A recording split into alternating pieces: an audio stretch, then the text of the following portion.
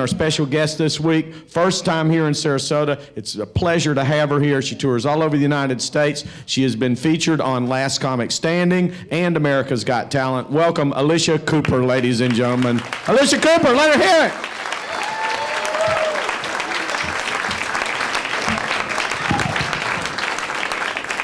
One more time for Les, everybody.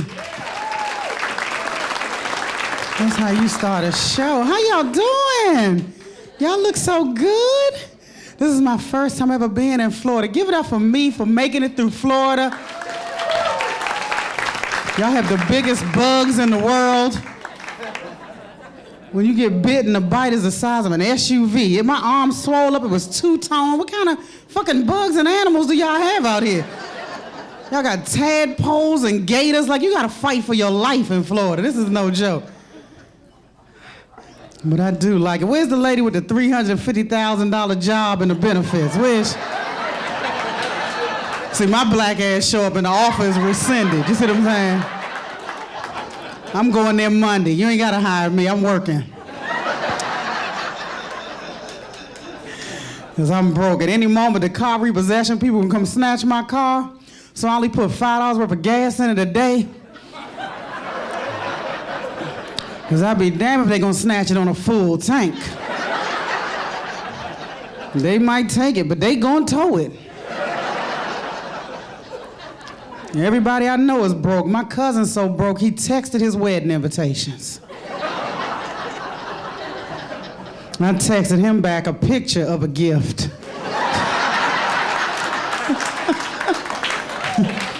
The two can play that game.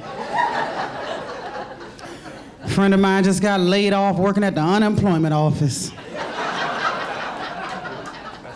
They gave him his pink slip and told him to go get your ass in the back of that line.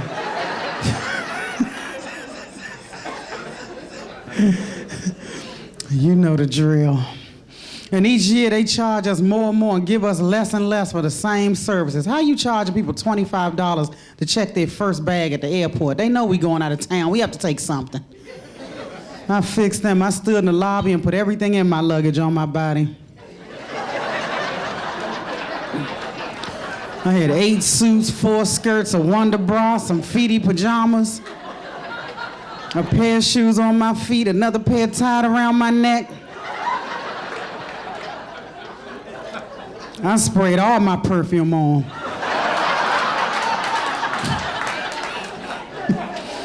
Drank my scope like it was Jägermeister.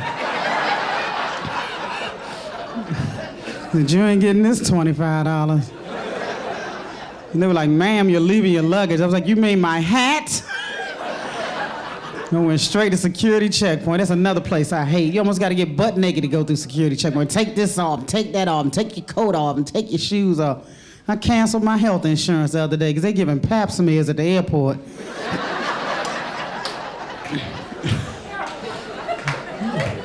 I found my class ring.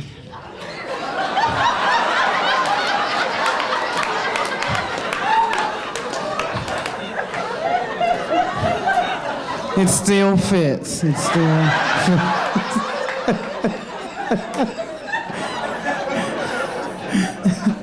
I'm like, y'all, I'm taking y'all on the road with me. This is a fucking amazing crowd here. Because I was annoyed the other day, because y'all not gonna believe this, but 3 months ago, I got a lap band. And it did not work. The only people who knew I had it was me and the doctor. How you get a lap band and eat your way through the damn lap band? I didn't lose a damn pound. That was not the purpose of getting a lap band. Because I'm willing to do anything to lose weight except eat less and work out.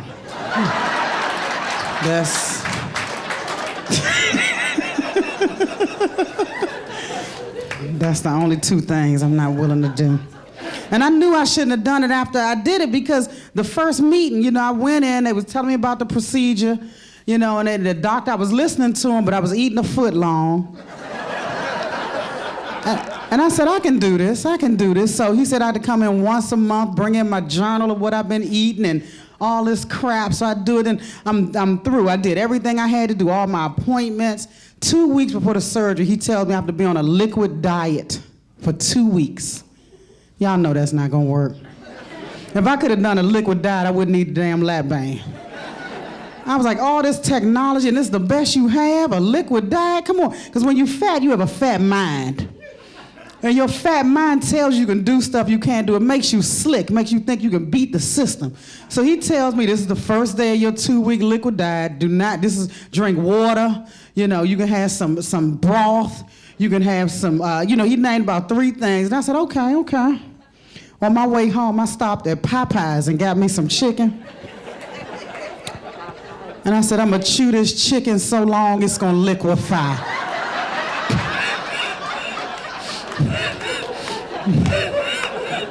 That chicken was a soup when I was done with it, you hear me?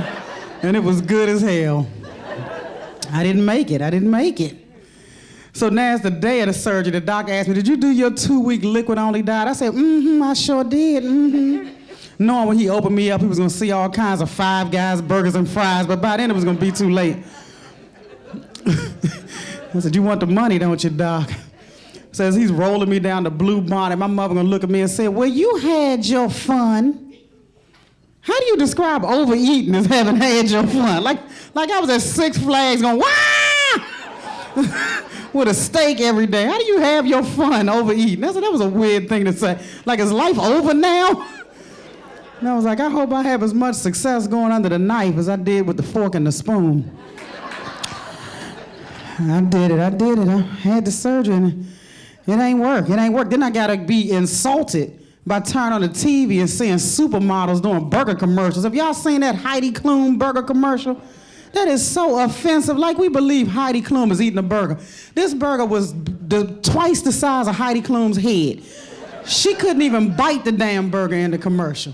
And I said, are we supposed to believe she would not look like that if she ate these damn burgers? We're not stupid.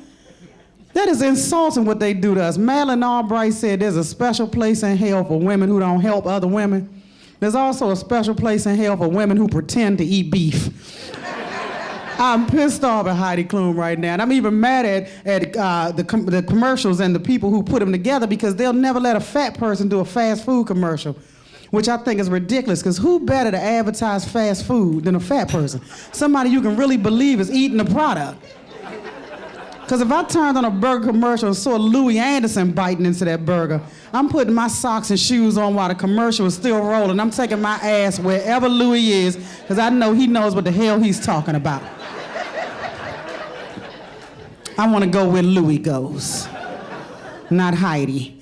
But they think that letting a fat person do the commercial saying that eating this food will make you fat. Like that matters to us. When we get to the McDonald's, we're going to see fat people in line. We're gonna see fat people walking out the front door with their bags singing. Da da da da da. I'm loving it. And that is not gonna matter. But I understand there's still fat discrimination. My uncle's 70 years old and he discriminates. He's been thin his whole life. He thought he was gonna get more money on his pension than he did. So he ended up working in a McDonald's drive-thru. He doesn't give you what you order. He looks in your car and gives you what he thinks you should have based on your size. He's taking stuff out of people's bags. You don't need this and you don't need that. You order a Big Mac and 2 apple pies, you get home, you got a salad and 2 apple dippers. Mad as hell. My whole family's crazy. They think they can tell the weather with their ailments. Like my mother, my knees hurt and it's gonna rain. My grandmother, my elbows hurt and it's gonna snow. My uncle has to top everybody. I've been farting all day. It's about to be a tsunami.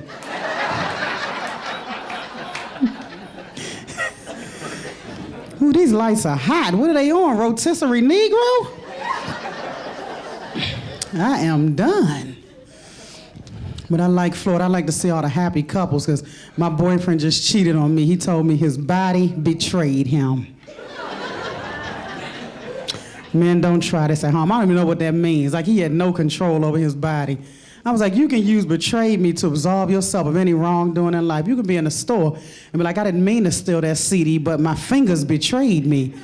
I didn't mean to cheat on that test, but my eyeballs betrayed me. I told him I'm gonna use betrayed me for everything, because that was creative, and he needs to work for Hollywood. because they play by a different set of rules than we do anyway. Did y'all hear that David Copperfield, the magician, allegedly raped a woman? What is this world coming to when you're not even safe around a magician? But when they tested the woman, they didn't find any semen inside of her, but they did find an ace of spades, a rabbit's foot, and some jacks. P. Diddy, his baby's mama, had twin girls and gets $100,000 a month in child support. Then she named the girls regular names like Jessie and Delilah. I wouldn't have named those girls regular names. I'd have named them Super Lotto and Powerball. Because those were some winners. And when you're single, you end up watching a lot of television. All they have is reality shows on nowadays. What happened to good programming? And they never seem to run out. I'm turning the channel, I'm seeing all kinds of shows that I would not have thought would work, like Hoarders. That is the nastiest show in the world. That show makes me itch. And they are taking advantage of the mentally ill because sane people would never let you in. But crazy people just happy for the company. They like, come on in. They offering you something to drink, knowing you never drink anything out of that daggone nasty house. And they should change the name. Instead of Hoarders, they should call it what it really is. Nasty, stinking, trifling, diseased, mentally ill, no friends having people. That's what they should call that show. Then they took it up a notch with a show called Infested. That's basically hoarders with vermin. Those people with possums and rats and roaches. I'm like, this is disgusting. They're buying anything. I'm going to pitch a show called Cemented. It's where you take people you don't like, put a rope around their neck with a cement block and drop them in the ocean. On the next episode of Cemented, I figure if Honey Boo Boo can make it, they can make it. I have never seen anything like Honey Boo Boo. The mama had something called forklift feet. Did y'all see that? The mama had a forklift foot. Her foot got ran over by a forklift. And I don't even think she went to the doctor. It just looked all mangy and gangrene, and she just put a sock on it and went to bed. And that's, that's what it looks like. See, that's what happens when you don't have universal health care. Forklift feet gets to grow and multiply under a sock. That thing is terrible. And then that episode, they played like scary horror music when she was taking a sock off. Dun it, dun it, dun it, like it was Jaws. Like, we gotta do better by our citizens. This is the greatest country in the world, because as comics, we get to travel to other countries, and we all know that. You know, I perform for the troops. I've been a little bit everywhere. This is the greatest country in the world, but I do believe that everybody should have some health care, because people are dying over things that could have been prevented had they had early detection. And it doesn't make any sense to have it, for it to be illegal not to have car insurance, but not illegal not to have health insurance. Like, my car is more important than me. So now when I get sick, I gotta get in my car and run the car into a fucking tree, because it's covered.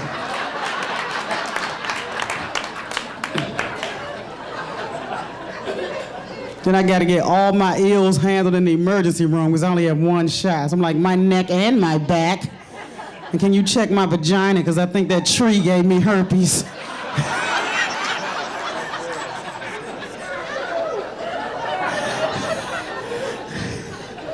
And a forklift foot.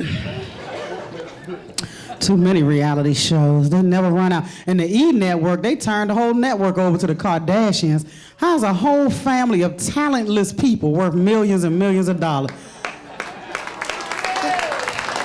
It's like we woke up in a bad dream.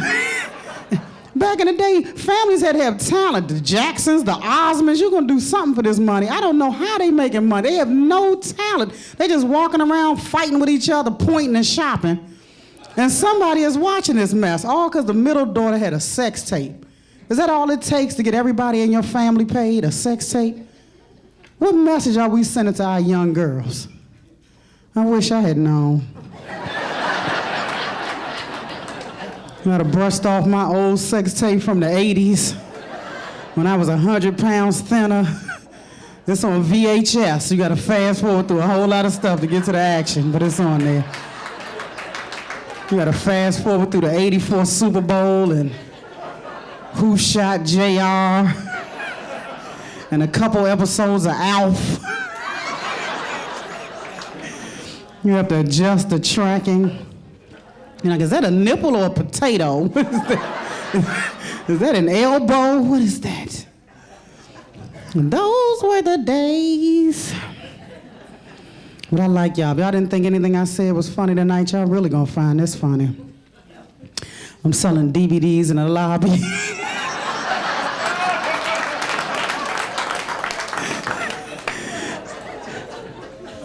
Y'all laughed a little too hard at that. Not my DVD. I have the color purple, Pritzi's Honor, The Hangover. I got something for everybody. And 100% of the proceeds go to charity. That's my cousin. She's a stripper down in Atlanta. Trying to put her through college because her mind is a terrible thing to waste. But I like it in Florida. I like to see people happy and in good relationships because every time you turn on the TV, somebody in Hollywood is getting caught cheating. Arnold Schwarzenegger and the housekeeper. What kind of mess was that? That was an inside job. Arnold was too lazy to go down the street and cheat. He should be ashamed of himself. And they messed up the pictures for Maria for 14 years because the housekeeper and all the pictures like this.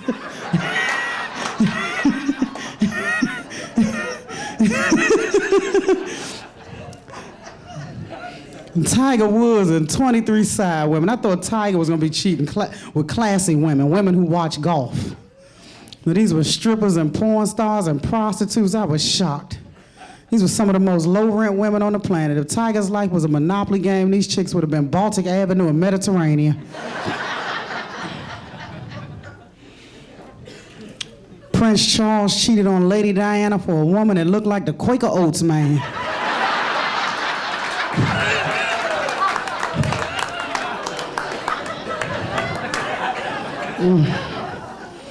And they never seem to cheat with a better caliber of woman than the one they currently have. Sandra Bullock got cheated on for a woman with tattoos all across her forehead. She got cheated on for a female Lil Wayne. And I think that's what the women get mad about, because if you're gonna cheat, you gotta cheat up. You gotta cheat so high up that when your woman sees this chick, she can't even get mad at you. All she can do is be impressed. Run up on you and give you a pound like she's one of your dogs. Like, you really outdid yourself this time. That's a bad chick there. I didn't think you could pull him like that. You warned me. I let myself go. You warned me.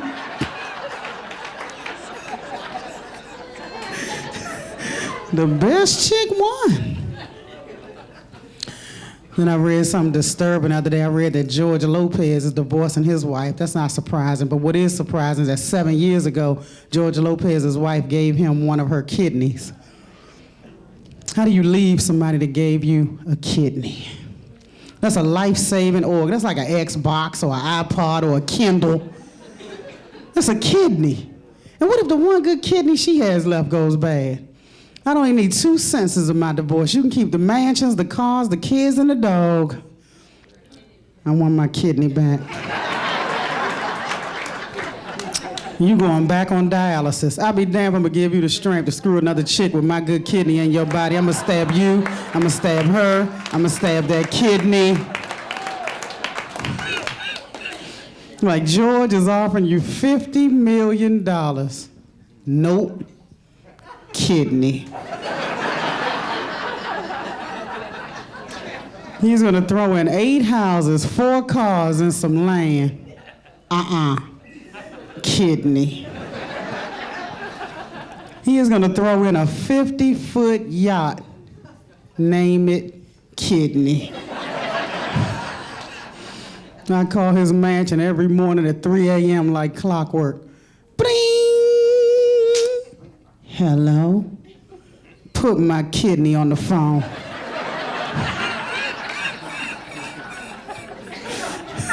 Bling! Hello? You better not be screwing that chick with my kidney! Bling! Hello? I didn't mean to call you, but my fingers betrayed me.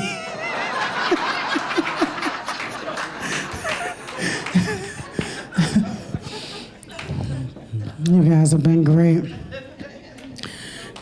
Thank you. I like it here. I'm not going to leave.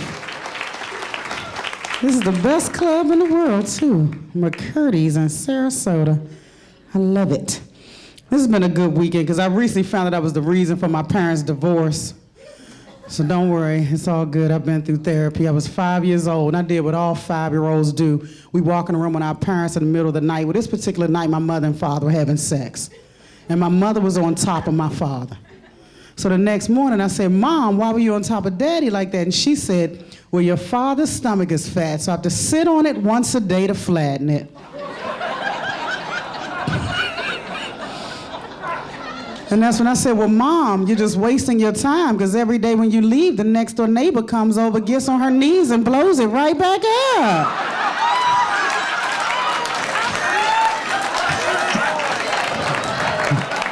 My name's Alycia Cooper. You've been great.